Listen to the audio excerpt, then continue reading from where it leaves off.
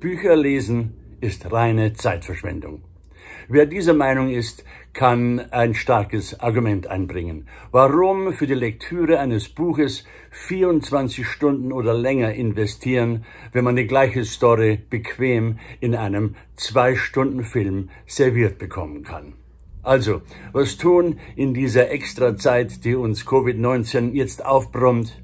Bücher lesen, Filme schauen, beides? Hi. Buch oder Film? Diese Frage trifft natürlich nur auf bestimmte Titel zu. Nicht jedes Buch wird verfilmt, natürlich nicht jeder Film basiert auf einem Buch, klar. Aber der Prozentsatz an Buchverfilmungen ist tatsächlich erstaunlich hoch. Die Oscar-Akademie geht sogar so weit, dass sie die Kategorie der Drehbuchautoren in 2 gleichberechtigte Gruppen teilt. Das sind zum einen die Autoren von Originalscripts und zum anderen Autoren, die literarische Vorlagen zu einem Drehbuch adaptiert haben. Ich habe jetzt einfach mal meine Bücherregale überflogen und danach die DVDs meiner Filmkollektion abgestaubt. Sofort sind mir Titel in die Hände gefallen, die auf beiden Regalen zu finden sind.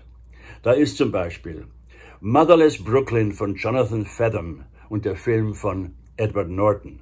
Oder Das Parfüm von Patrick Süskind mit dem Film von Tom Twicker. LA Confidential von James Ellroy und dem Film von Curtis Hanson. Oder Oscarsieger 12 Years a Slave von Solomon Northup, verfilmt von Steve McQueen. 3 verfilmte Bücher habe ich gefunden vom größten lebenden US-Schriftsteller, jedenfalls meiner Meinung nach, Cormac McCarthy. All the Pretty Horses, The Road und No Country for Old Men.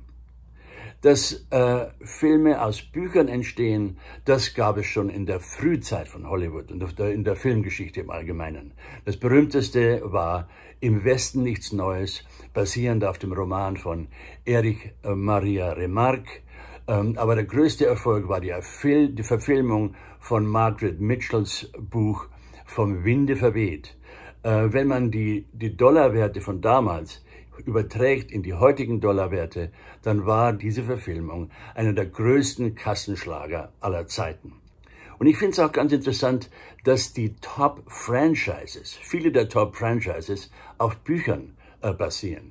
Wir denken an Harry Potter natürlich oder James Bond, Herr der Ringe, die Jason Bourne-Filme oder die Superhero-Verfilmungen und die unzähligen Märchenfilme basierend auf den Gebrüdern Grimm und 1001 Nacht von Schneewittchen bis Aladdin. Warum das so ist, fallen den Damen und Herren Autoren keine neuen Stories mehr ein.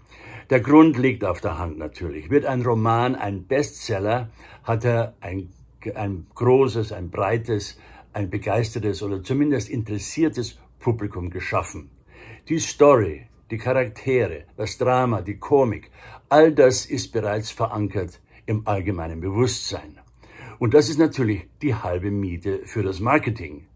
Bei einer Originalstory muss erst mühselig und aufwendig ein Publikum generiert werden, das bei einer Verfilmung bereits existiert. Zum Beispiel Dan Browns Der Da Vinci Code war ein globaler Bestseller.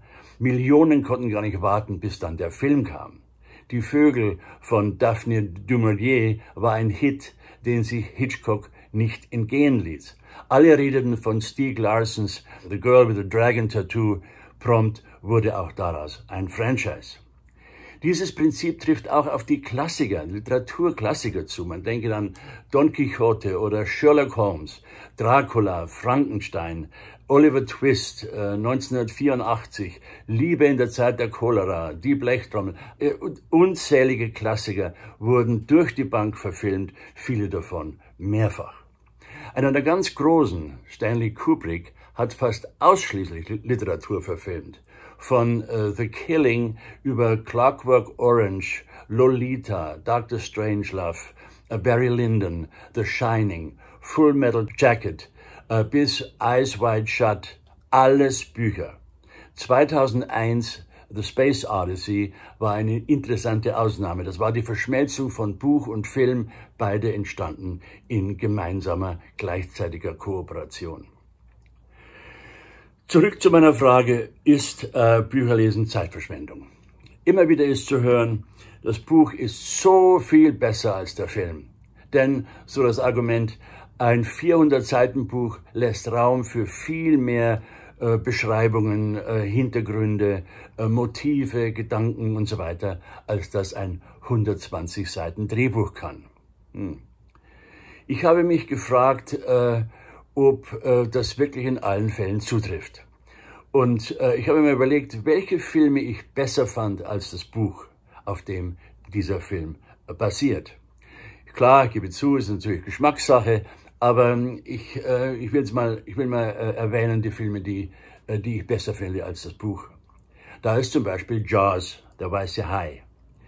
Das Buch fand ich aber Spielberg machte einen Klassiker daraus.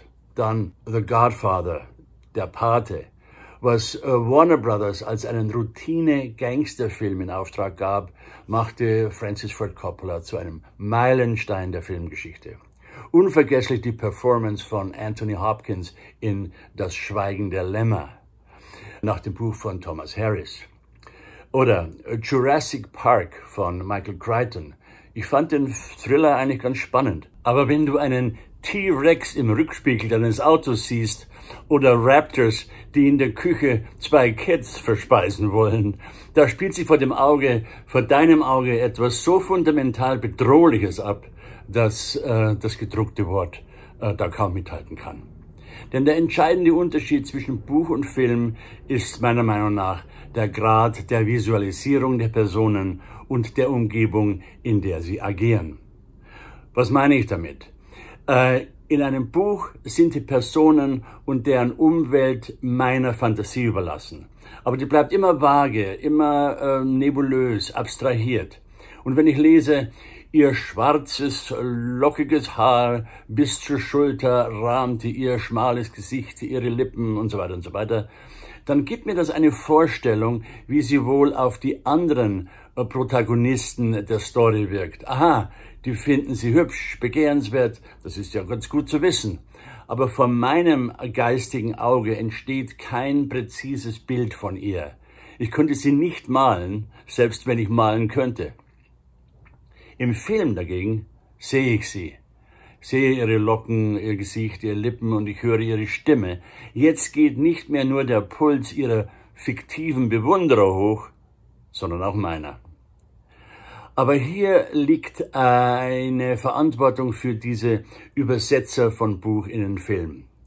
Ich fragte zum Beispiel Peter Jackson, wie fühlst du dich, dass du mit deiner Verfilmung von Herr der Ringe allen zukünftigen Lesern die Chance nimmst, sich ein eigenes Bild zu machen? Ein Bild zu machen, wie Frodo aussieht oder wie Gollum krächzt. Glaub mir, sagte er, ich bin mir dessen total bewusst.